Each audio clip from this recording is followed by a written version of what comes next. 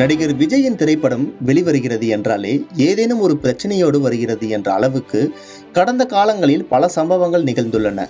பட தலைப்பு சர்ச்சை, படத்தின் காட்சிகளால் சர்ச்சை, பட வசனத்தால் சர்ச்சை, மத ரீதியான சர்ச்சைகள் என தற்போது சென்சார் சர்ச்சையிலும் நடிகர் விஜயின் ஜனநாயகன் திரைப்படம் சிக்கியுள்ளது.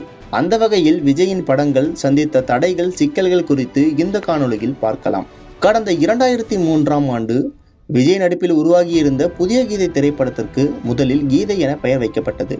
ஆனால் கிறிஸ்துவ மதத்தைச் சேர்ந்த நடிகர் விஜய் நடிக்கும் படத்திற்கு கீதை என்று பெயர் வைக்கக்கூடாது என இந்து அமைப்பினர் எதிர்ப்பு தெரிவித்தனர்.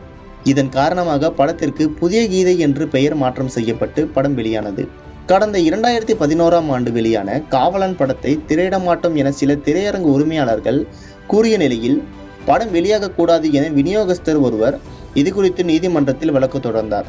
விஜயின் முந்தைய சில படங்கள் சரியாக ஓடாத நிலையில் அதற்கு விஜய் நஷ்டஈடு தர வேண்டும் என்று கோரிக்கை இருந்தது.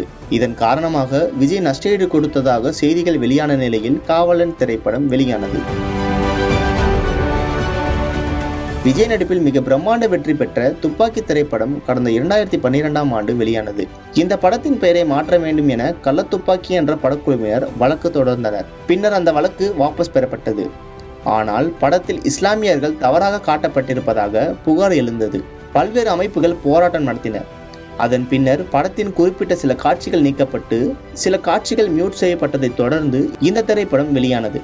விஜயின் படத்திலேயே அதிக சர்ச்சையை ஏற்படுத்திய படம் என்றால் அது 2013ஆம் ஆண்டு வெளியான தலைவா திரைப்படம் தான்.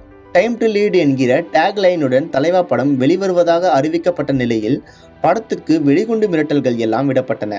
இதனைத் தொடர்ந்து இந்த பட வெளியீட்டிற்கு தமிழ்நாடு அரசு தடை விதித்தது. தொடர்ந்து பல்வேறு பேச்சுவார்த்தைகளுக்கு பிறகு பிற மாநிலங்களில் படம் வெளியான 11 நாட்கள் கழித்து டைம் டு லீட் என்கிற வாசகம் நீக்கப்பட்டு தமிழ்நாட்டில் படம் வெளியிடப்பட்டது. கடந்த 2014ஆம் ஆண்டு வெளியான கத்தி திரைப்படத்தை அப்போதைய இலங்கை அதிபர் ராஜபக்சேவுக்கு நெருக்கமான லைக்கா நிறுவனம் இந்த படத்தை தயாரித்ததாக கூறி எதிர்ப்பு கிளம்பியது. எனினும் இந்த பிரச்சனை தீர்க்கப்பட்டு திட்டமிட்டபடி படம் வெளியானது. கடந்த 2015ஆம் ஆண்டு வெளியான புலி திரைப்படம் வெளியான அதே நாளில் படத்தின் தயாரிப்பாளர்கள் வீட்டில் வருமான வரித்துறையினர் அதிரடி சோதனை நடத்தினர். இதையடுத்து படத்தின் அதிகாலை காட்சிகள் எல்லாம் ரத்து செய்யப்பட்டு பகல் காட்சி திரையிடப்பட்டது. கடந்த 2016ஆம் ஆண்டு வெளியான தெரி பட வெளியீட்டின் போது விநியோகஸ்தர்களுக்கும் தயாரிப்பாளர்களுக்கும் இடையே பிரச்சனை ஏற்பட்டது. இதனால் செங்கல்பட்டு உட்பட்ட மாநிலத்தின் பல திரையரங்குகளில் இந்த படம் வெளியிடப்படவில்லை.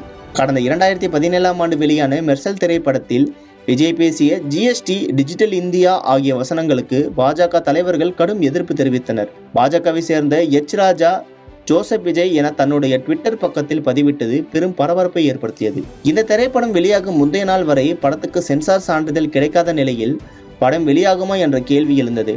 ஆனால் படம் வெளியாவதற்கு 24 மணி நேரத்திற்கு முன்னர் சென்சார் வழங்கப்பட்ட நிலையில் மெர்சல் திரைப்படம் திட்டமிட்டபடி வெளியானது. கடந்த 2018ஆம் ஆண்டு வெளியான சர்க்கார் படம் வெளியானதை தொடர்ந்து அப்போது ஆட்சியில் இருந்த அதிமுக அரசுக்கும் படக்குழுவுக்கும் பெரும் பிரச்சனை வெடித்தது. இப்படத்தில் வரும் ஒரு காட்சியில் அரசு வழங்கிய இலவச பொருட்களை தீயிலிட்டு எரிப்பது போன்ற காட்சி இடம்பெற்றிருந்ததோடு அரசை விமர்சிக்கும் வகையிலான காட்சிகளும் இடம்பெற்றிருந்தன.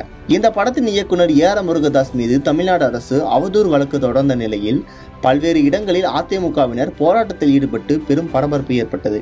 அதேபோல 2021ஆம் ஆண்டு வெளியான மாஸ்டர் திரைப்படத்தின் படப்பிடிப்பின் போது வருமான வரித்துறையினர் விஜயின் வீட்டில் சோதனை நடத்தினர். அதோடு நெய்வேலியில் படப்பிடிப்பு தளத்திற்கு வந்து விஜயிடம் வருமான வரித்துறையினர் விசாரணை நடத்தியதுடன் அவரை சென்னை வரை அவர்களது காரிலேயே அழைத்து சென்ற சம்பவம் சர்ச்சையை கிளப்பியது.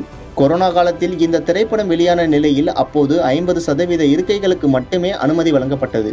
இது தொடர்பான விவகாரங்களும் அப்போது சர்ச்சையை ஏற்படுத்தியது. கடந்த 2022ஆம் ஆண்டு வெளியான பீச் திரைப்படமும் சர்ச்சையில் சிக்கியது. இந்த படத்தில் பாகிஸ்தானை சேர்ந்தவர்கள் தீவிரவாதிகளாக காட்டப்பட்டுள்ளதாகவும் வன்முறை சம்பவங்கள் அதிகமாக இருப்பதாகவும் கூறி கத்தார், குவைத் நாடுகளில் இந்த படத்தை தடை செய்தன. கடந்த 2023ஆம் ஆண்டு தெலுங்கு இயக்குனர் வம்சி பைடிப்பள்ளி இயக்கத்தில் லில்ராஜ் தயாரிப்பில் உருவான வாரிசு படத்துக்கு ஆந்திராவில் கடும் எதிர்ப்பு எழுந்தது. அங்கு அதிக திரையரங்குகள் வாரிசு படத்துக்கு ஒதுக்கப்பட்டதாகவும் தெலுங்கு படத்துக்கு அதிக தியேட்டர்கள் ஒதுக்க வேண்டும் என்றும் கோரிக்கை எழுந்தது. அதேபோல 2023 வெளியான லியோ திரைப்படமும் பெரிய அளவிலான சர்ச்சையில் சிக்கியது.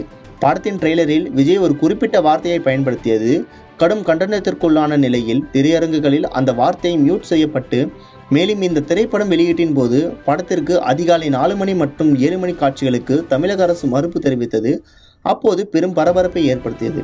இந்த வரிசையில் ஜனநாயகன் திரைப்படம் வரும் ஜனவரி 9ஆம் தேதி வெளியாக திட்டமிட்டிருந்த நிலையில் படத்துக்கு சென்சார் வழங்க தணிக்கை குழு தாமதம் செய்தது.